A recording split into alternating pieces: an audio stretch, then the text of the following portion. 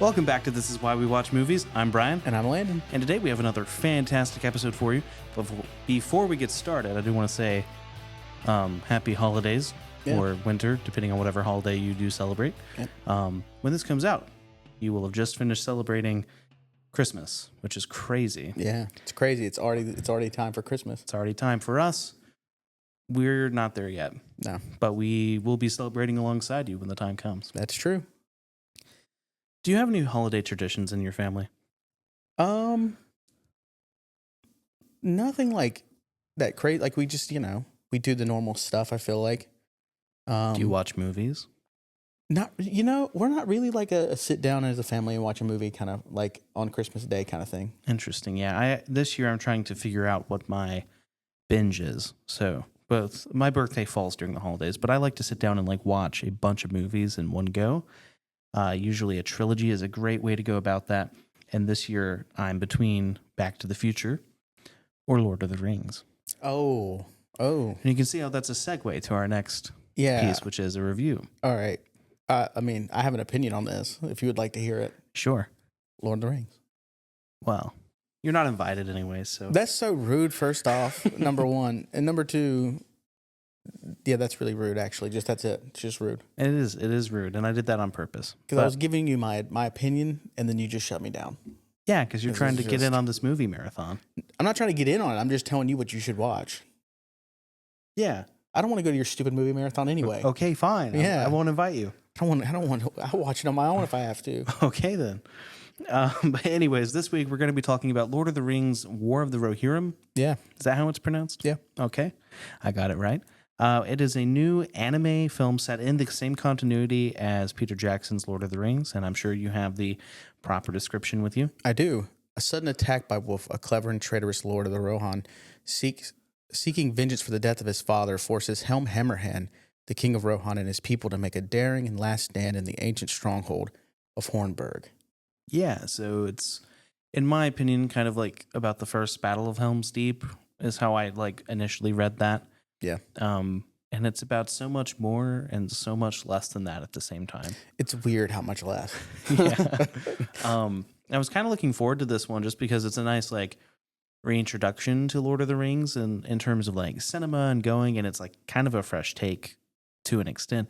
But yeah, we'll get into our negatives later. I think as always we're going to start with the pros. Yeah. What's your first one, man? Helm Hammerhand. Same. I wrote him in. Helm Hammerhand. That's true. Whatever. Specifically, is it Hammerhand Helm or Hammerhand? Helm Hammerhand. I see. Well, King Helm Hammerhand of Rohan is our king. He is a king. No, specifically, I think that the most interesting part of the movie to me was when he was basically, they were calling him a wraith, and he was just like taking on Wolf's army one by one. He was, yes. And it was so cool. And then his daughter had the gall. Hera comes up to him and she goes, You can't take them out one by one. And I looked at you and I go, he's actually doing a pretty good job. He was. I think that the war would have been over. Yeah, because if they just let him do his thing. They even like cut to Wolf and they're like, we don't really know what to do here. We're kind of in disarray. We should probably retreat. And he's like, we got to keep moving forward. He's like, we're not gonna let this guy beat us. Yeah, it was quite funny. I think that his character arc though, like he doesn't start off being terribly malicious, and then he accidentally murders Wolf's father. One punch, dude. One punch, man. It was crazy. It's a very anime punch too. It was just like, yeah. I love how that was so I've never reached that far towards the camera. That's weird. That is strange. Yeah. But no, I didn't hate him. I thought he was pretty cool. Yeah. I was disappointed though. I don't think he was actually a wraith. No, he wasn't. But that's Minor just how spoiler. That's just how they described him. That's how they described him. Well, yeah. I was like, oh, this is cool. Think like I don't know if you've played Shadow of War or Shadow of Mordor, but like you play as the guy who's turned into a wraith, and it's awesome. It's so much fun. I never finished the second one, but like it's fun. Yeah. And I was hoping that's what we were getting. But even the way he looked, like in the shadows, the way they were doing it, I was like, oh, dude, this is sick. Yeah. So like that whole section of the film, I was like, I'm bought in on this. Like if this is what the rest of the film is, then like count me in. Can I give a minor spoiler? You just said it without me asking. It's not that. Yeah. But yeah, so my first pro was Hammerhand, but the second one I'll give is it uses the same musical cues for the most part. as Howard Shore did for Lord of the Rings, and that really helps sell it being Middle Earth because he uses the leitmotif to his advantage in that soundtrack to identify place. And so you have motifs that are not oriented towards characters, but they're oriented towards places. Yeah, I think it needed that because so much of the rest of the film doesn't feel like Middle Earth at all to me. Like, if anything feels like Middle Earth, it's the soundtrack. It's the soundtrack. Yeah, it's a great soundtrack. I agree. I commend them for bringing that in. And I'm also happy it's like more connected to the films than, the TV show. I think the Rings of Power is, but I'm actually not sure. Like, they're kind of ambiguous on that front. I mean, there's definitely spoilers for the first season of Rings of Power. There are characters that are from both things, but I don't know if it's like what they're saying about that.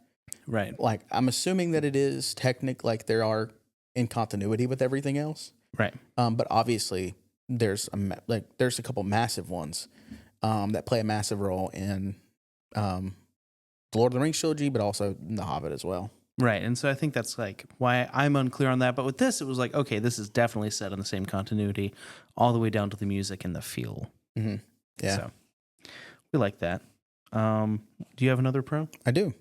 I do think the final battle was cool for the most part. I think that Hera and Wolf's final, showdown, was pretty cool. Pretty well choreographed, I guess. I had a good time with that. But really, there's not much more.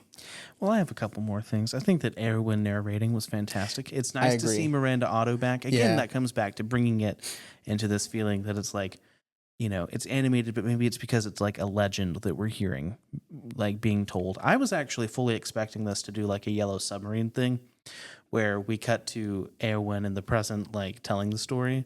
Like that would have been cool too. But I think that with that not happening, that really solidifies this as being its own thing. And that's fine. The original story itself, I think, is actually pretty interesting in terms of like, it's like a Romeo and Juliet turned on its head almost. Yeah. Where these two characters were friends as children and then they grow apart and then there's like a literal war started over a marriage. That said, I don't think it really works in the context of Lord of the Rings. So I think it can. It's a double-edged sword, is what I'm saying. Yeah. Is the way that it's executed doesn't work in the context of Lord of the Rings. Yeah, I think, and this is going to get into some cons, but I do agree. Eowyn narrating, great choice. Yeah. Also, one of my favorite parts of the film was Eowyn being in there. Yes. So, and this was my transition to cons. Okay, cool. Yeah. So yeah, basically to me, it's like, yes, the story itself is a good idea. The execution is very flawed. I think that what they choose to focus on to me is less interesting than what they could have done. I think that we needed some more background to care about our main characters, which is Hera and Wolf. Yeah. At the end of the day, I don't really care about their falling out. I never felt anything towards them one way or the other. I feel like if we would have set that up in the beginning instead of what we did do, I think could have been more interesting. I really don't remember the beginning of this movie. It just kind of happened. Yeah, I don't know. I also think that like setting up the conflict as well. Like the people of Rohan being very upset about how they're being treated by like the whole kingdom of Gondor. Like they're just like, they just tell us this. We don't really like, I mean, you can guess, but there's no like full information on that. Yeah, it doesn't really do anything with that. The conflict is somewhat disconnected from Gondor in the first place. It is, but it's like the whole thing was like, oh, Helm, you're very much like in the pocket of Gondor. Like you're not doing anything for us. You're just working with them basically. And he's like, no, not really. Like they haven't helped us in a long time, and they're still not going to. So right. Yeah, I agree.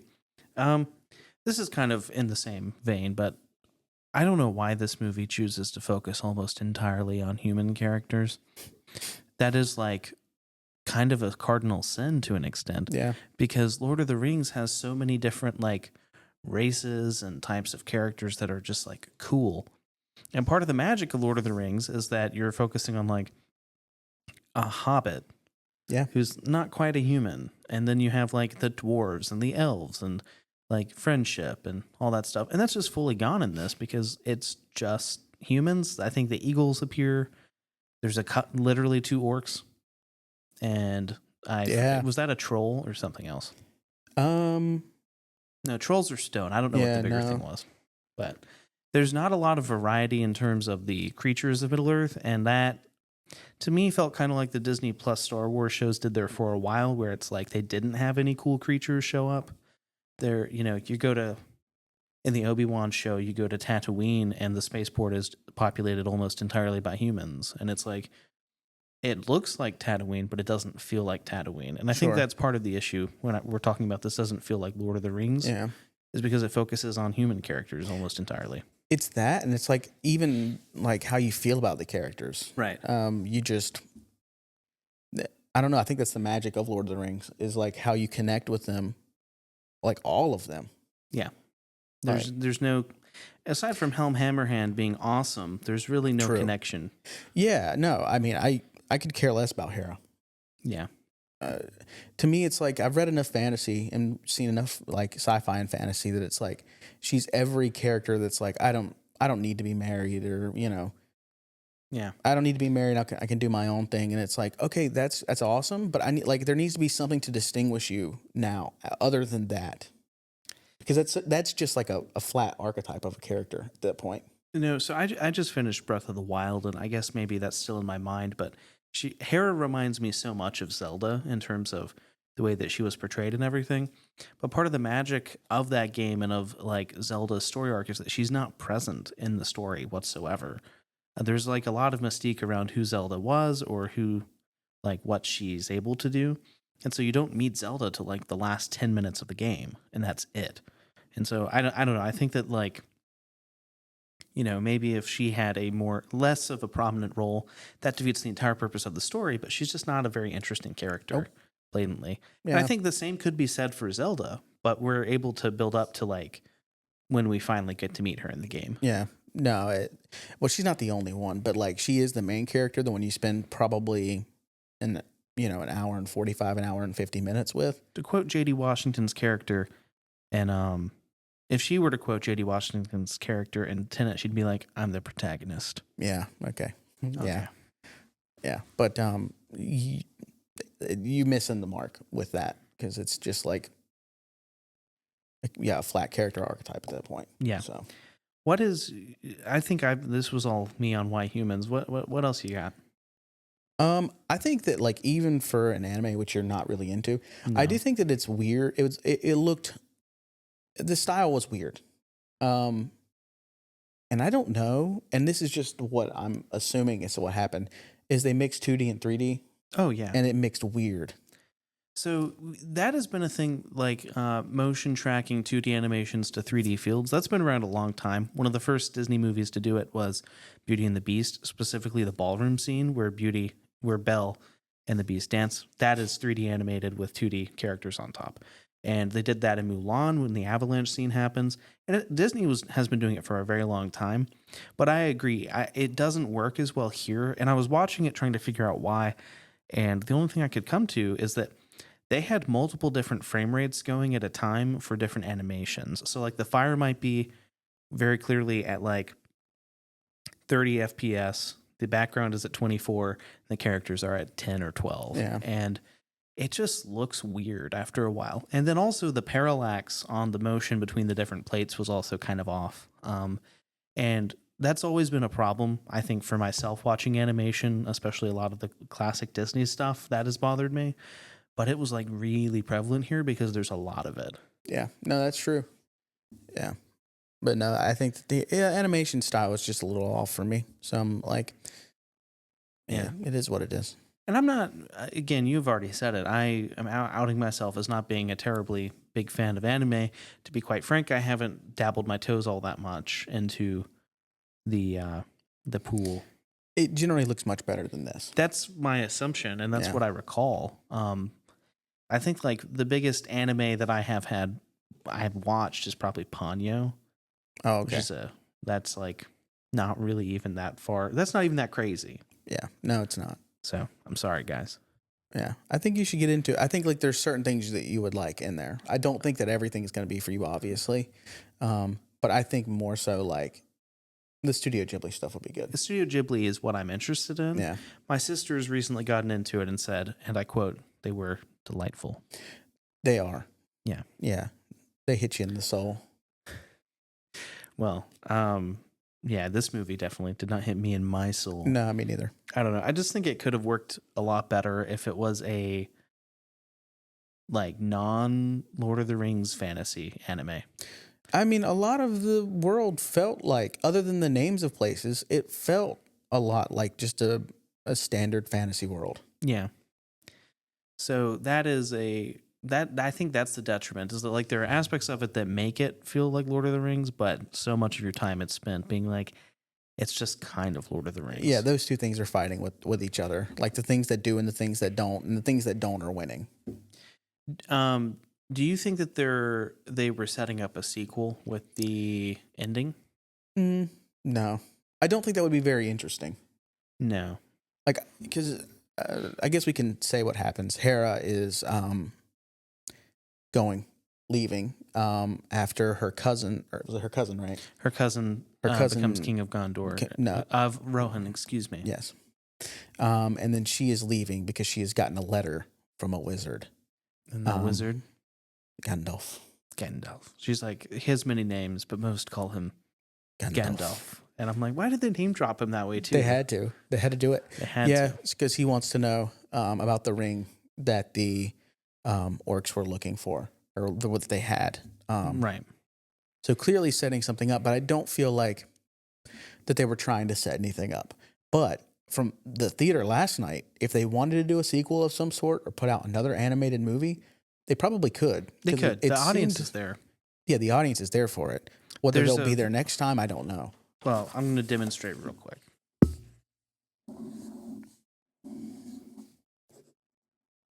Talk about something while I do this. Okay. But no, it was a pretty packed theater last night. I was kind of surprised when we got there because we got tickets at the theater. So you have anime and Lord of the Rings on a Venn diagram, and in the middle, those are the fans that were here. Yeah. But yeah, I mean, it was a pretty good, sold pretty well. So if they do want to do more, I'm down to give it a shot. Yeah. I wonder, so I guess my question with the whole Gandalf name drop is I wondered if that's supposed to tie into their like live action film that Peter Jackson's supposedly making. What? You haven't heard about this? No. They announced it like earlier this year. He's going into production on something with Ian McKellen, and it's like Lord of the Rings, The Hunt for Gollum. Like, Google it real quick. Hold on. I'm pretty sure I saw this, unless I hallucinated something. Wait a minute. Because we've been talking about this. It's like, I like Peter Jackson's documentary stuff, but I've been waiting for him to. Yeah, he may not be directing it, but at the very least producing it. I mean, yeah, if it's Lord of the Rings, he's going to produce it. Let's see. Director. No, I could have just completely like made this up. Let's see. As a producer. Okay. He is producing. Who is directing this? Let's see. I don't know if it has a director nothing yet. Attached at this point. But they want to do it before Ian McKellen becomes unable to, and I think the goal is to use CGI de-aging on him. No. Yes. Stop. It's set before the trilogy starts. I think Viggo Mortensen might be attached as well. So it's like Gandalf and Aragorn going and looking for Gollum. Anyways, so I wondered if it had something to do with that, but the timeline doesn't line up at all. So there is no director attached at this point, from what I can tell. Okay. But that doesn't disqualify Peter Jackson from doing it. That's true. Now, I don't know that he would. I think at this point in his life, he's not interested. No, he wants to sit at his house and have his, he wants to sit there with his shoes off, I mean, I feel like he did that for most of The Hobbit, though. Well, that's also kind of true. I think because like watching the behind the scenes stuff of The Hobbit, he looked miserable the entire time. I think if there's any way that they should go about it, I think Andy Serkis should probably direct. Okay. With Jackson producing. Because if you really want to break into it, Andy Serkis ghost directed a large majority of The Hobbit. Okay. Yeah. So I don't mind that idea. I really don't, because Andy Serkis does have a deep like love for this franchise at this point. He's been around it and he's consistently done stuff for it, whether that's the films or, audiobooks. So I'm cool with him doing it. I'd be interested. Yeah. I think his pedigree as a director is not particularly there, but also I think it's the projects that he's been handed. True. That's true. Yeah. Like, Let There Be Carnage. Right. Not for me. But I think that there could be potential in that because, again, I don't think it's really ghost directing. He was just second unit for The Hobbit. Yeah. So most of the action scenes were him. Okay. So, anyways, that being said, there's a lot of Lord of the Rings stuff coming up because I don't know if that's leading into another set of films. Probably. Or if they're just doing the one. I wouldn't be surprised if we do get more anime and then there's the TV show. So it's kind of like a Lord of the Rings multiverse. I guess the question is, what is this based on? It's not based on anything. Oh. It might be based on like a line, but it's not based on like a book. Okay. Yeah. All right. I mean, I'm going to give it a shot. I think anything Lord of the Rings I'm going to be seated for. So, but for the War of the Rohirrim. Yeah. Because that's technically what we were still talking about. Oh, yeah. Sorry. What is your overall rating or final thoughts on that? I'm going to give it a 2.5. Okay, same. I think it's fine. There's not much to it. If you really love Lord of the Rings and really love anime, I think you'll find something here. Sure. It felt a lot like Star Wars Visions, where it's disconnected somewhat, and that's to give the studio producing it more leeway in the story. And that's totally fine. It just wasn't for me in the case of this, or really for Star Wars Visions. I didn't enjoy that as much, but I know a lot of people that was their gateway, and that's fine. Yeah, and there's some cool stuff in Visions, but it's not my favorite thing. Yeah. But yeah. Well, that's not the only movie we watched last night. No, it is not. We double featured. And we watched a movie that everyone around us seems to love. Yeah. And it's called Wicked. Yeah, Wicked. I didn't think it was wicked. Okay. All right. Well, the synopsis is as follows. Elphaba, a misunderstood young woman because of her green skin, and it says Glinda on here, interestingly enough, a popular girl become friends at Shiz University in the land of Oz. After an encounter with the wonderful Wizard of Oz, their friendship reaches a crossroads. They just literally, that's the entire movie. Yeah, that is the entire movie. Wow. So let's break into the pros. Cast. Yeah. That's the biggest thing this movie has going for it. Absolutely crushed Cynthia it. Erivo, Ariana Grande, Jonathan Bailey, Jeff Goldblum. Yeah. Michelle Yeoh even. Yeah. I was going to say, I would have been happy if she was just doing laundry, but she does a lot more than that here. Okay. Yeah. All of them are that fantastic. That is a reference to Everything Ever All at Once, by the way, in case you missed it. I just want to put that out there. Because that could sound really bad out of context. You're right. Yeah. I don't care. I was just trying to help you out here, but yeah, you do your thing. If you're talking about Michelle Yeoh and you don't know that movie, I can't help you. That's true. I was just, It won the Oscar. Yeah, but that doesn't mean much to most people. That's true. We're weird. But she's in this. I would say that of the main cast, she's probably the lesser of the singers, but even then, like, she does well with what she's given. Mm-hmm. And I think that specifically Grande and Erivo, very good. They're excellent singers. They both have a lot of dynamics in their voice. And I think I was really surprised because I'm not that big into Ariana Grande's music in the first place. Like, I think I know Thank You Next, and that might be it. Okay. So that's like the frame that I'm coming into this from. Like, oh yeah, she's pretty good. Yeah, she's got a great voice. Yeah. And she's perfect for this. Like, she brings the right amount of like giddy, but also there's like a hint of like evil underneath it. Right. That I think she captures really well.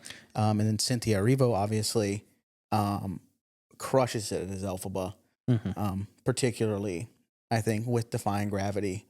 Like, that transformation moment, I think that she knocks that out of the park. For sure. I think, yeah, both of them were there. I feel bad that I was such a stan of Glinda during the movie because she's kind of a mean girl for most of it. It's not kind of a mean girl. She is the mean girl. She is the mean girl. But I find her like over dramaticness like to be hilarious. So yeah, with like the hair flipping like at the end. Oh my goodness.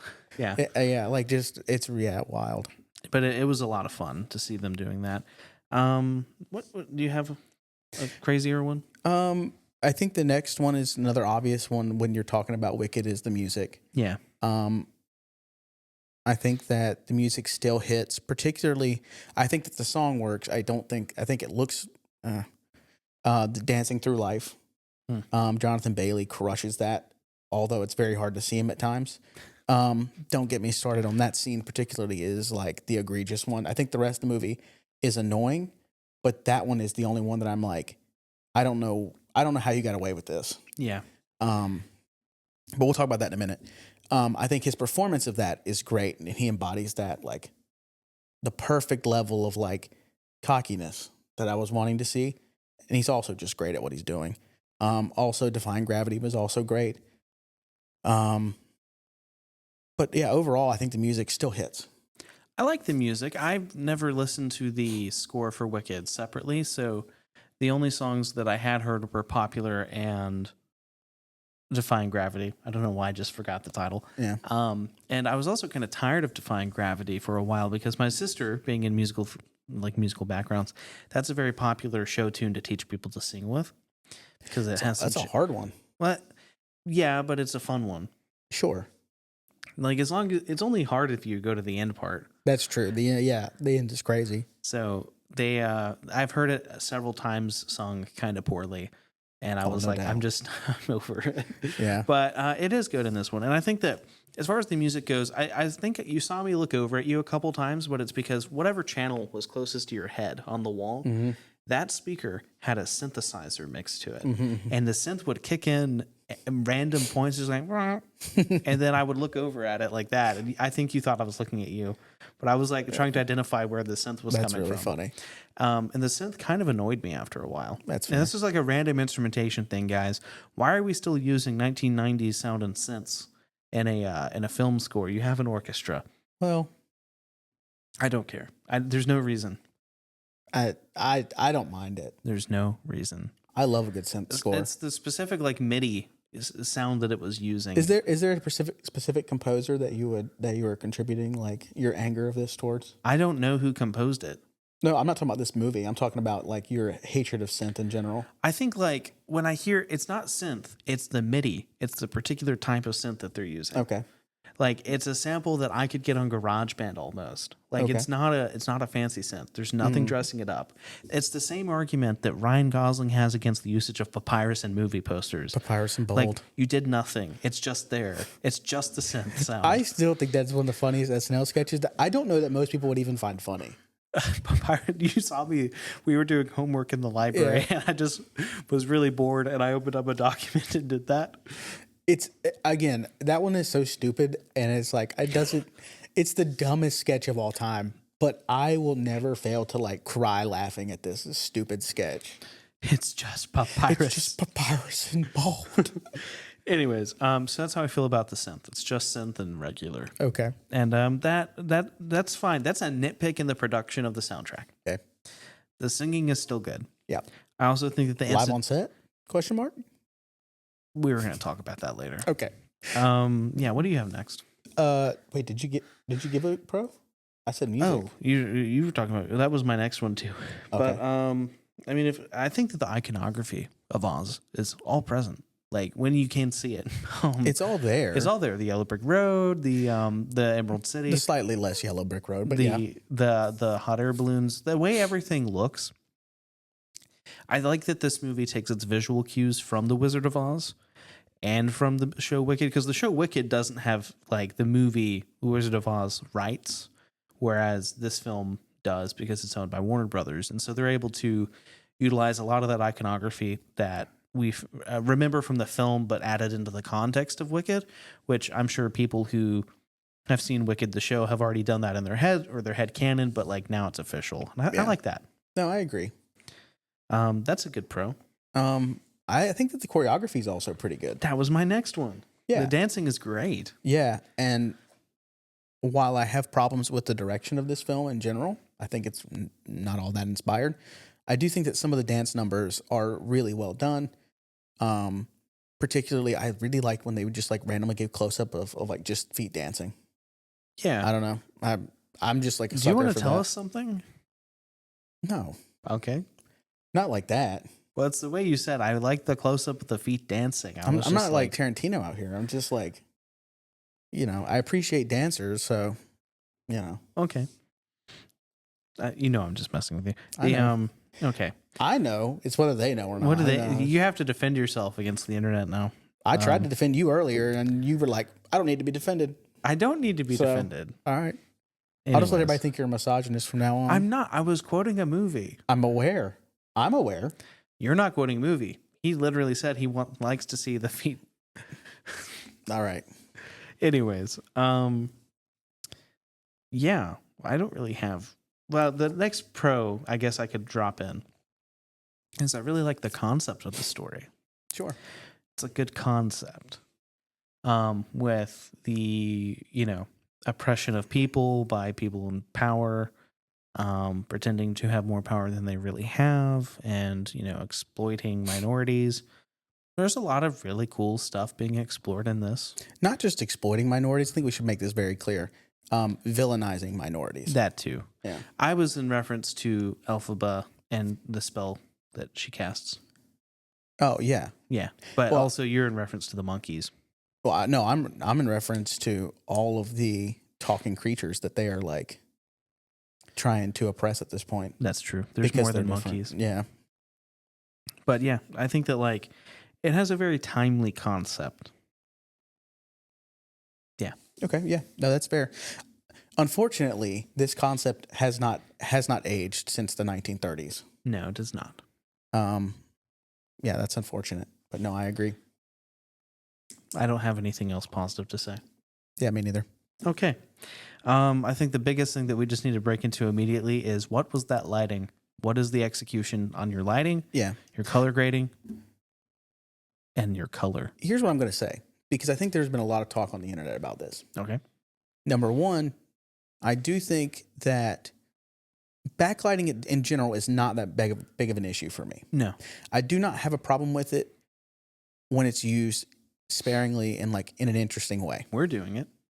Yeah, obviously. But when you're it feels like the main source of lighting in most of these scenes is just the backlighting. It's rough. Yeah. Particularly in the scene I was talking about in the library. Some like you can barely see their faces. Other scenes in the movie, it's just annoying. It's just annoying. It's not that egregious in every scene. No. But it's almost present in every scene. I gave you a theory right after we left as for what it was, and I kind of stand by that. I think it's lit that way to kind of conceal the seams for where the set extensions are. Oh, I don't doubt that that's probably part of it, but to me that's lazy. It is lazy because it's just like, hey, let's build a real set, but let's cover up the part where we're, faking the rest of it. And I don't mind that they're doing that. That's not an issue. It's just like you look at something like Poor Things, which uses the exact same technique, and Poor Things doesn't have the fog. Yeah. I don't like Poor Things, but like they did it right. Yeah, it looks great. Yeah. It's also to me a shame because it does flatten your image quite a bit when you do this, especially the way that they're doing it when they're like basically fogging out the room. I feel like Oz, you have this opportunity to have this massive, like expansive world that we're going to get to see, and like a lot of times it just feels like kind of lifeless and flat, which is unfortunate. It doesn't matter how many millions of poppy flowers you plant. Like, if you're going to make them look kind of muddy. Yeah. Like even the opening scene, like it's outside and it's like you're in Munchkinland, which we visited before. We know what it looks like. And again, this is somebody on this show who I have multiple times been like, let's bring back Technicolor. I swear to God, if this film was in Technicolor, dude, game over. You know that they'll never make another musical in Technicolor, though? Dude. Actually, there was a Technicolor musical this year, wasn't there? Was Joker shot on Technicolor? I don't think so, but maybe. It was definitely shot on film. This wasn't. Yeah. Dude, give me the opportunity. But the colors, like, they're not there. When you watch a movie, you should be asking the color, what does it mean? In this one, it's hard to ask what it means because you can't even see it. Okay. Yeah. What you said. What? I feel like every episode you got to throw a jab at like the color theory. The color theory people? Yeah. You know what? I don't. It's like, I what just don't. it's like La La Land. What did the colors mean? What does the blue on the poster mean? Yeah. What does the yellow dress symbolize? Yeah. Disgust. But no, it's like, is the movie egregiously ugly? No. Is it way uglier than it should have been? Yes. I was going to say last night your response would have been, I don't know because I can't see it. That's okay. Yes. There were moments where I couldn't see a thing. So, But I also think that he just needs new glasses. Like it's the whole thing. that's true. I don't wear my glasses, but that's neither here nor there. You're really going to like see a whole new world when you do that. This movie's way too long. You know, I've been going back and forth on this since last night. I do kind of have length as a con. I don't feel like it ever felt like egregiously long, except for maybe one little section in there. I feel like the bullying section felt like it took forever to get through. A lot of this movie to me felt like that, but I think it's because I'm going to circle back to the music. We're talking about how the songs are, good. They still hit, but there's a lot of like breaks in the songs. And that's what pads out this runtime is like injecting bits of story. And I just would rather have the song play and then move on to the next thing. That's fair. And I think like you see that specifically in Defying Gravity a lot, which drives me crazy because it's even more broken up in the film than it is on the soundtrack. Yeah. But overall, it's not like the most egregious thing. I've seen films do this before. It's just like I'd rather just let them sing and do their thing. Yeah, no, I agree. Because, I mean, you have these performers who are absolutely killing it. It's like, let them just do it. Singing live on set. Singing live on set, question mark? Yeah. I can break into that right now. Let's go ahead. Let's go. Hit it. So a lot of the fans of this movie and even in their marketing team, they've talked about how Cynthia Erivo, Ariana Grande, and the company sing on set. They did on-set singing. And when people ask how that's possible, they're like, oh, we have really great sound mixers. And I don't doubt that they do. But when I watch the film, I can tell you I'm not watching the on-set vocal performance for most of it. It's definitely dubbed with the studio recording, which makes me say there's absolutely no difference between what they do on this movie and every other musical you've ever watched. Yeah. And that is why I'm confused as to why the live singing on set is like being made out to be such a big deal. I don't know. I feel like people try to flex that. Didn't Les Mis say that they did that too? Yes, I'm they sure did. that they did, though, for some of them. Russell Crowe, it'd be hard to believe he didn't. Right. Like, I'm sure that they did full-chested sing, right? Yeah. But that's not the take that's being used. Yeah. To me, it's like, I don't care whether you, like, I think that, like, to sing on set, for the most part, I think is cool. But I'm also do not care if you don't. Yeah. I could not care less. And also, there's like a scene. I think maybe the "Loathe You" song, or whatever, the one where they're going to bed. Yeah, that was "Loathe You," wasn't it? I think so. I think that's what it's called. There's a lot of cutting. There's a lot of split screen. There's absolutely no way they sang that at the same time. Yeah. And that's just me pointing that out. Like, hey, I think maybe it's that Erivo did sing a portion of Defying Gravity while in the stunt rig, and that's cool. But I think that would have happened on any musical. Yeah, no, I agree. And it's kind of the same way I feel about, a Tom Cruise action movie touting that like, oh, we did this for real, but then most of it gets replaced out with CGI, like the Halo jump in Mission Impossible Fallout, or the jumping off of the cliff in Mission Impossible Dead Reckoning. It's not a cliff, it was a ramp, and then they CGI'd out the ramp. Yeah, exactly. And so it's like, he did jump off of something, but they're not really showing you that. Yeah. Again, it's just one of those things. It's like, I don't care. Yeah. It's just a marketing thing. Yeah, it's marketing. Jinxed on that one. What else was going to say? But if you do want to see Cynthia Erivo definitely sing live on set, watch Bad Times at the El Royale. It's a very good movie. I think the only thing I've actually seen her in previously was Harriet. Oh, okay. That was a fun time. I mean, minus the subject matter. Yeah. I was going to say, it's a bit of an action movie, Yeah. But yeah, so that's my rant on the music, and I just think that like it's not too long, but the fact that this is longer than the stage show with the intermission is crazy. Yeah. Yeah. What else? Do you have? But there's clearly going to be another 2.5, 3 hour movie coming down the pipeline. So yeah. So get excited for that. I'm excited to not see any of the color.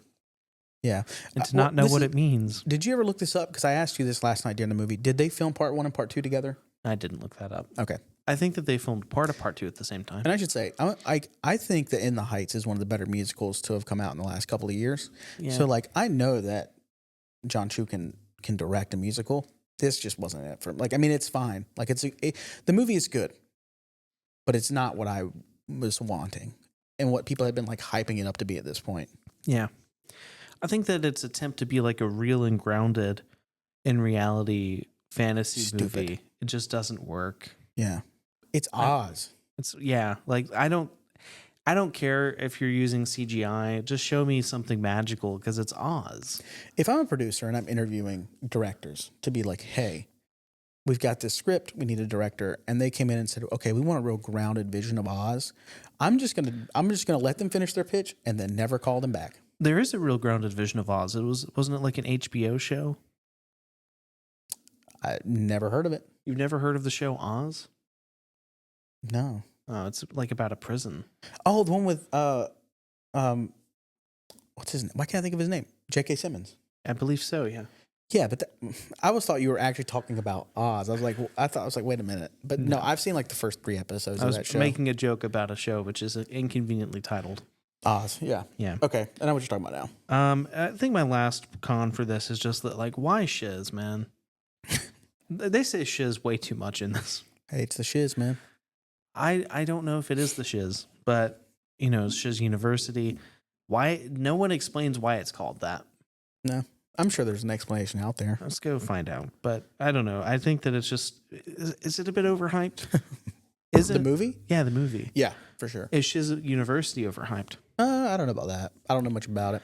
Well, yeah, I do think so. I don't think it's a bad movie though. No. I just think it's overhyped. Yeah. So final score 3.5. 3.5 for me as well. We did it 2 in a row.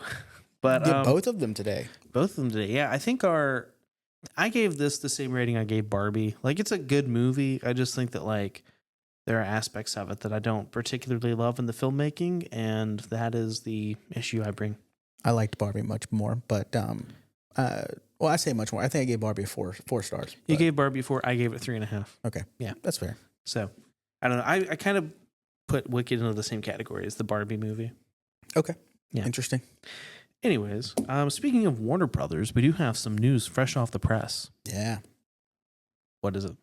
Oh, we got a new Superman poster released this morning. Yeah, I'm gonna see about putting that right here. Yeah. Digital poster. Digital poster. It's moving. Yeah. What do you think about it? You're the bigger Superman fan out of the two of us. I like the artistic style. It reminds me a lot of the first cover or so for like when John Romita Jr. started penciling Superman. I don't know if you recall that cover, but it looks a lot like that. Both the aesthetics of the suit and the way that the colors are streaming around him. I really like the direction that Corn Sweat looks as Superman. Yeah. I also like that look up. That's a great little like tagline. Yeah. Instead of it being the full thing, like we know why we're looking up. Right. It's Superman, So yeah, I'm very hyped. I really can't wait to see the trailer. I think that James Gunn is going to hit at least the mark of levity that you need from Superman, because that, while I love Man of Steel and Henry Cavill's portrayal, it does lack the levity that Superman generally has, like the optimism up until like the last 10 minutes of Justice League. And so I think we're going to get that back this time. Yeah. No, I agree. I have like a lot of the same thoughts. Yeah, the tagline really hits. I think we all know what we're looking up for. Yeah. I saw people making really funny jokes about like comparing it to Don't Look Up. Yeah, I thought that as well. I was like, that's really funny. No, I think that, yeah, I like the way that it looks. It does feel like very comic booky, in a lot of ways. Yeah. In general, I'm just hyped for the movie. My only concern with Gunn directing is that maybe the humor is going to be a bit too much for Superman, because while it's a positive and hopeful energy about Superman, it's also not like slapstick in the same way that Guardians of the Galaxy is. But I think I'm going to have confidence in him as a director to bring out the best in the story. And generally, think I've disliked his movies. So Yeah, you know what I think is interesting for this, and I'll be quick because we're already up there in time. yeah, But what I've really appreciated from James Gunn is when he is putting out any information about a show or a movie coming out. Not this one yet. I mean, he has put stuff out about this before, but not today. But generally, he will just go ahead and link the comics that like he's like these are good comics to like look into if you're wanting to get a vibe of what we're going for in this. yeah. Like he's done that with like a lot of different stuff recently. Anytime they put out anything, they're like, okay, but here is some good places to look if you're wanting to know what we're thinking. And it's like, really appreciate that. Yeah. yeah, because it's like linking things back to the comics, which I don't think has happened much. No, and especially like with the MCU, they tried to distance themselves from the comics quite frequently. So I like that that's a part of this. What I will say too is also to anyone that's listening, because this is dropping December 26th, it's been a while. The Superman trailer's probably already out, Yeah, I would assume so. but we love you anyways. Yeah.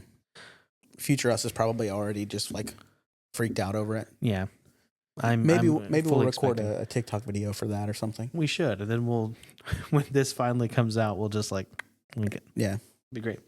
But yeah, so that's on Superman. And then our next thing, we're going to be talking about our favorite stuff for the end of the year. Yeah, with this being our last episode of the year, it felt appropriate to kind of give us a chance to look back at the year and some of our favorite stuff that has happened, or some of our favorite films, stuff like that. Yeah. So I went ahead and got up some like categories, and we're going to go through and give one or two of our favorites from each one. We're going to start with our favorite scores of the year so far. Yeah, well, I think that we would be remiss to not mention Dune 2. Yeah.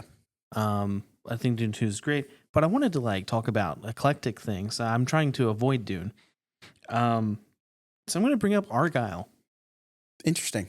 I like that Argyle incorporates the Beatles now and then into the main score. It also incorporated some Snow Patrol stuff.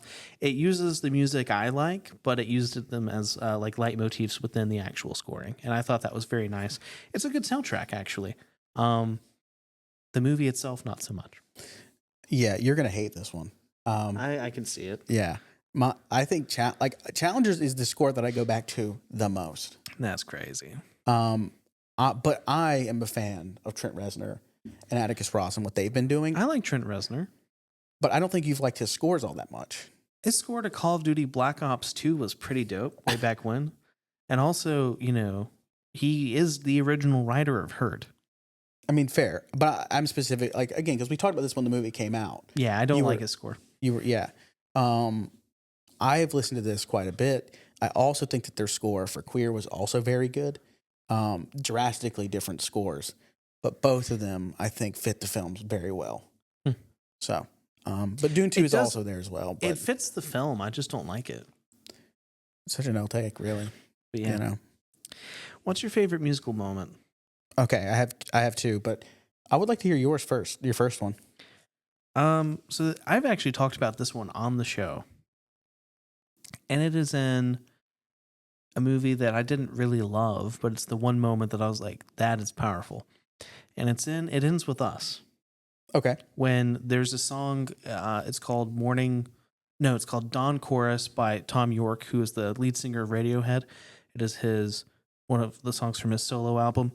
And it plays during this very meaningful scene between the main characters of that when they're younger. So she's talking about this guy, about Atlas having roots, and you know he'll be strong like the tree, and then he carves the heart for her off of that. But I really love the way that scene was implemented and the way it used the song. Okay. One of the first ones I want to talk about is For Once in My Life from Joker 2. That I almost put that, but Joker 2 can come up somewhere else. Okay. I just think that scene, like, to me was the best musical moment of that film. And I think that it was like what I was hoping the rest of the film would be, because it kind of happens a little bit early on. And I don't think it ever captures that magic again for me. So, but I think that one works really well. Yeah. But yeah. Did you already say both of yours? No, I only had one. Oh, you only had one. And the other, you told me to give two for all of these, didn't I? You don't have to. I only have one on most of them. That's fine.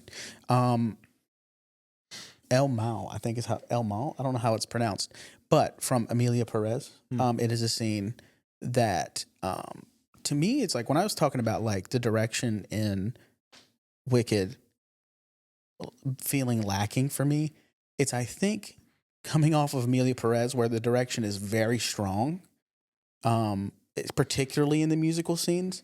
Like a lot of the film I don't remember, but the musical moments in this really hit. And this one I watch quite regularly because I think it's just insane they pulled this off. I don't want to spoil too much about the movie, but I would highly recommend going and checking out this scene because it is wild.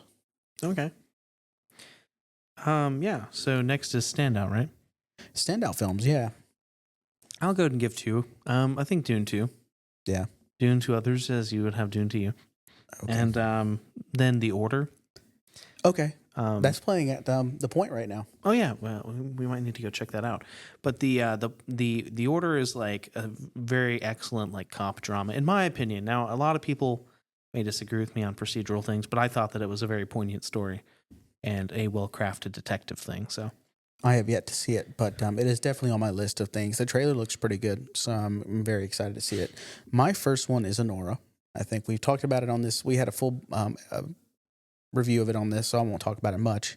But Sean Baker putting out another film this year. love that guy. Was great. So, what's your second one? Or did you already say both of them? Yeah, Dune 2. Oh, Dune 2 was the first one. Okay. And then Yorgos Lanthimos put out a film, so that's obviously going to be in here. Kinds of Kindness.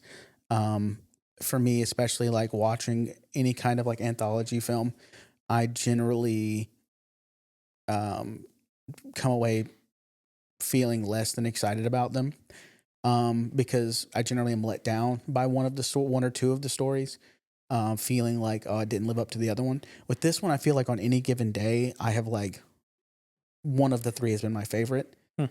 And I can't really decide which one is my favorite at this point. So that is a miracle in and of itself that Yorgos has managed to make 3 short films that I equally loved and have made me think equally. So that is my 2 standout films of the year so far. I see. Our next up is most surprising. Yeah. Transformers 1. Really? Okay. I was expecting nothing from this movie. Okay, fair. And it's like kind of a decent Transformers movie. They Yeah. finally did it, guys. It's fine. Yeah, and I like the Spanish title much more. Transformers Uno. Okay, fair enough. Yeah. I have 2 for most surprising. One of them is Rebel Ridge, which was a Netflix release action film that I've talked about on this podcast before. It's very much like a nod to a Rambo, or I guess First Blood specifically. I think that the first 2 acts are very strong. The third act's not as strong, but I think the film itself was a big surprise, especially being on Netflix. I don't really expect action movies on Netflix to be that exciting anymore. I don't expect anything on Netflix to be exciting. Well, I mean, they always have their prestige films that come out that I really enjoy, but there's also the bad stuff on there as well. The second one was Smile 2. I expected to hate this movie. I was like, I didn't understand why it was being made, but it definitely won me over. It was a lot of fun. It was probably a little too long because you do have to rehash a lot of the same beats of the first movie because it is a new person finding out what this thing is. So, yes, there is issues with it. But overall, I had a really good time. Naomi Scott murders. So, nice. Yeah, those are my 2 most surprising. And next we have... Most disappointing. Oh, yeah. For me, it was the Ministry of Ungentlemanly Warfare. Okay. I still gave it 3.5 stars, but I really expected to love it because Henry Cavill, Guy Ritchie. And I found it to be just kind of like, it was fine. I didn't get much from it. And then if I had to choose another like disappointing one, for me it was probably A Quiet Place Day 1, which I know you enjoyed, but yeah, for me it was quite disappointing. Well, I did enjoy it, but when I look at my like list for the year, it's in like the bottom, like it's pretty close to the bottom third, but I don't know. I still liked it. So my most disappointing is one of them is We Live in Time. I feel like with the actors involved, this should have. What are you doing over there? This should have murdered. But to me, it fell kind of flat. I still enjoyed it, but it did not hit the way I wanted it to. Same. I didn't feel even emotionally. Like, I didn't even feel emotionally moved by this by the end, which I was like really surprised by. The other one is Maxine, the third in the Ty West X trilogy. It just sucked. Like, I really liked the first two installments of the trilogy, but this one was like the biggest letdown. So I don't think we ever talked about how you felt about Maxine. probably not, but it was not for me. I've only seen X. Yeah, that's right. You did see X. Yeah. Well, Maxine's worse. Okay. So next we have most underrated of the year. Joker 2. Obviously, it's Joker for les Artois. Okay. I think that this movie is universally hated for absolutely no reason. Yeah, I mean there are some reasons to not like it, but Not to hate it. I do think it is overhated at this point. Yeah. If I had to go with like another underrated one,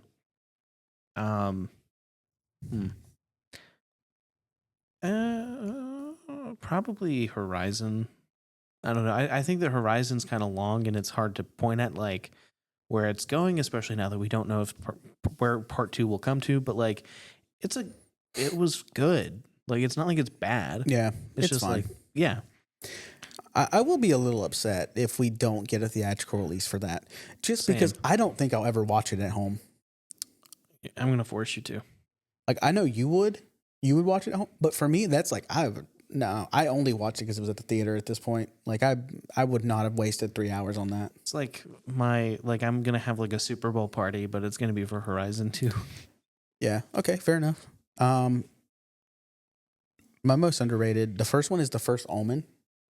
A really good horror film that came out this year. Kind of got overshadowed because it came out around the same time as Immaculate, and they're kind of similar in ideas, I guess, or in concept, I should say. I don't feel like many people have talked about this, but this is like, it's still in my top 10 of the year, I think. A really strong horror film, really dark. And I would really like to get another one. I don't know that we will, but if that is in the cards, I'd be very excited for a second Omen. Second Omen. And then A Different Man, which just kind of sticks around in my head for a while. I gave it a 4 stars when I first watched it, but it's definitely probably closer to 4.5 now because I just keep thinking about it. Sebastian Stan. I don't want to say much about it because I think you should go in kind of like I did and didn't know anything. But he gives what is probably one of the best performances of the year. You not telling people what movie's about is like kind of like ammunition, my guy. You're just like, I'm not going to tell you anything. Then you show up and you're like, why did you make me watch this? Well, That's fair. been my experience. This one I think you would actually like. Yeah, I actually wanted to see this one. Yeah. But I think that this one has been weirdly like not talked about. And I'm not quite sure why. Yeah. So that's it. And then I guess I can go ahead and lead with the next one. What films made you laugh the hardest? I was really having trouble with this because I wasn't laughing at many things this year. you don't have a lot to laugh about in your life. I guess the films I watch, I guess, are just more, depressing. I think That's entirely true. Yes. I think Kinds of Kindness made me laugh quite a bit. All 3 times that I watched it. And then The Hitman also made me laugh in moments as well. That's not saying much. I just really had a hard time with that. Like, I don't know. The comedy films that came out this year were weak. Well, I think I laughed the hardest during The Fall Guy. I thought about putting that on here too. You were there with me. I think that's probably true. I laughed a Probably. lot in that one.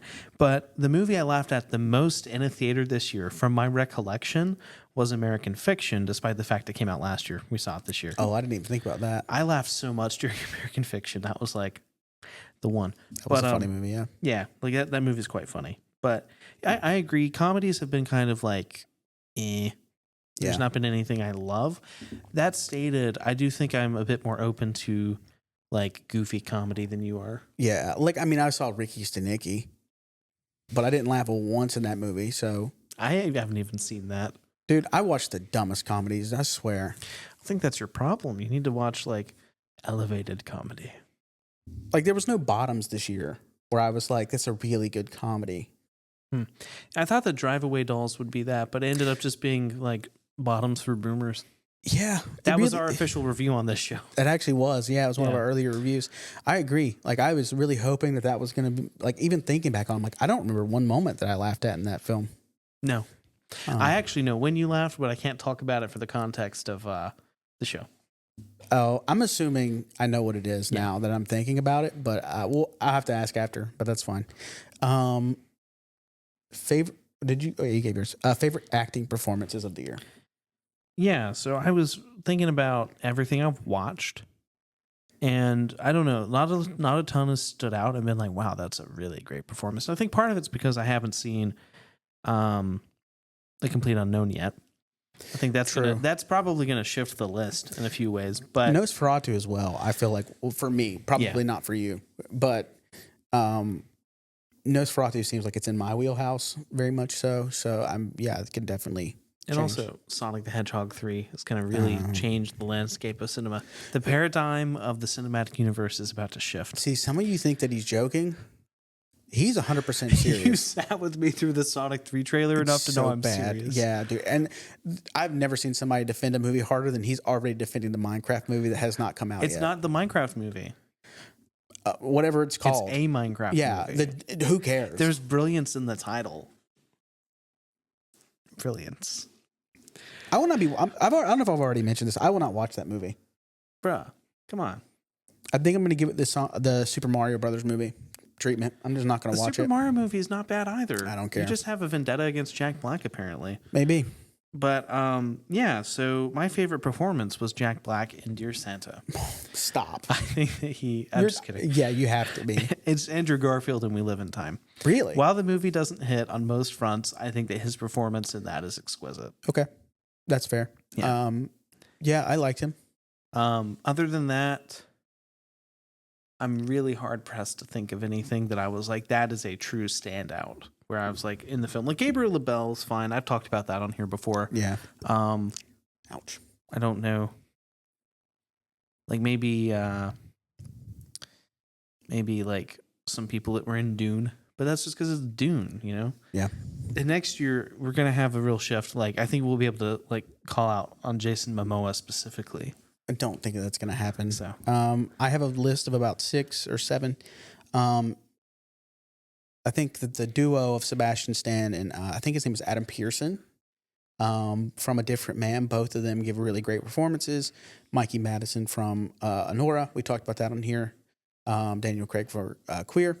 Demi Moore for The Substance, which, again, that's another one that's kind of stuck around in my brain and just gotten better over, like, it's aged well for me.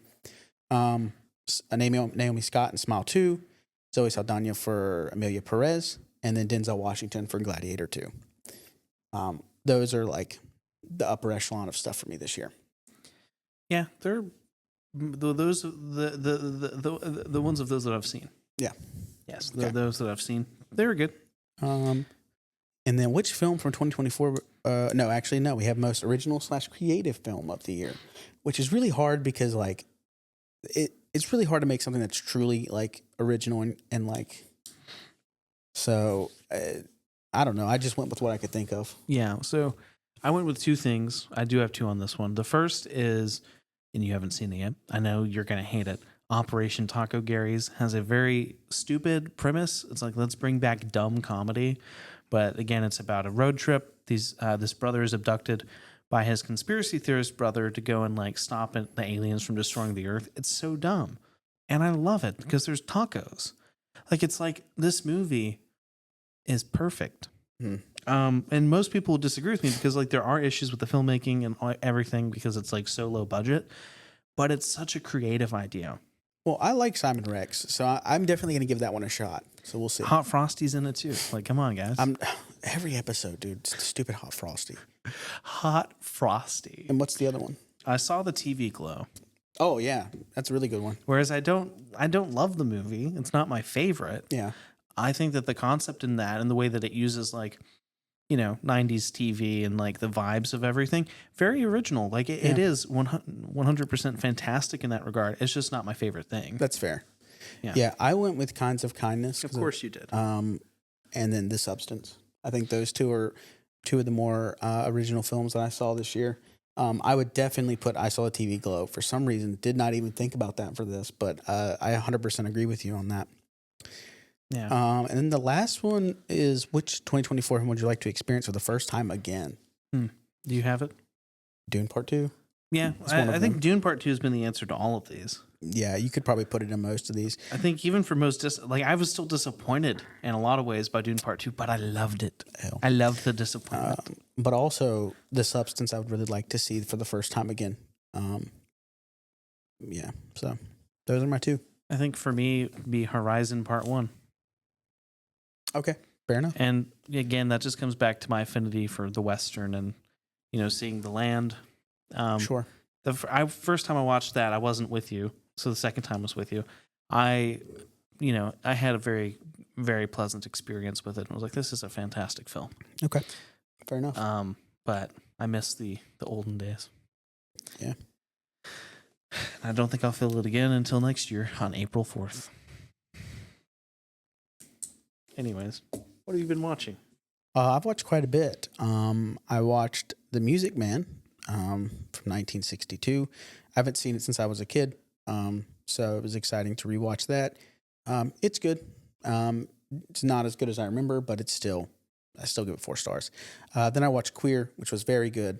I was gonna do more of an in-depth review on this episode, but we are up here in time, so I will save that for another day.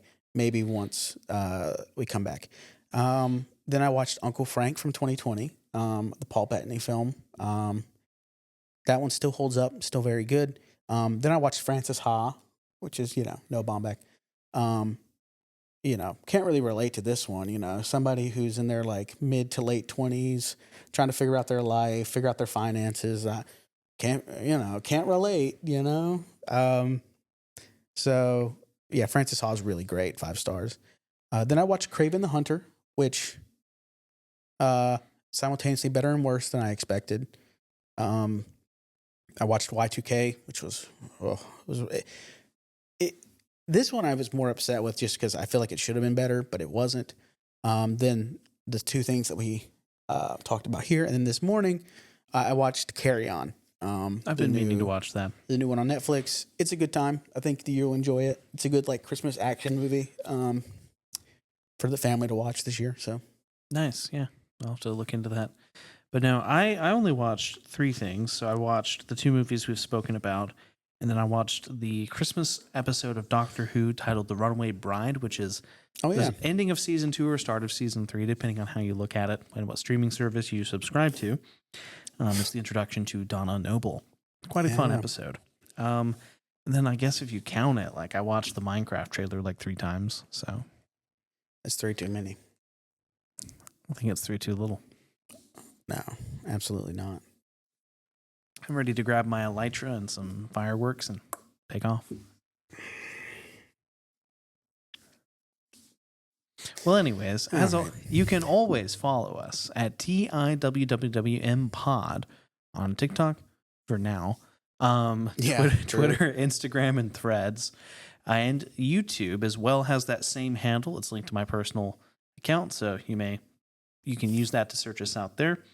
And we will see you next year. Yeah. All right. Bye. Wait, that's it? All you have to say to them is bye? Yeah, that's it. That's great. What do you want me to say? It's been a good year. I mean, it has been a good year. It's been a good year, guys. Yeah, we're coming up on the 1-year anniversary of the podcast at this point. We got a couple more weeks, but yeah. It's exciting. Bye. Bye.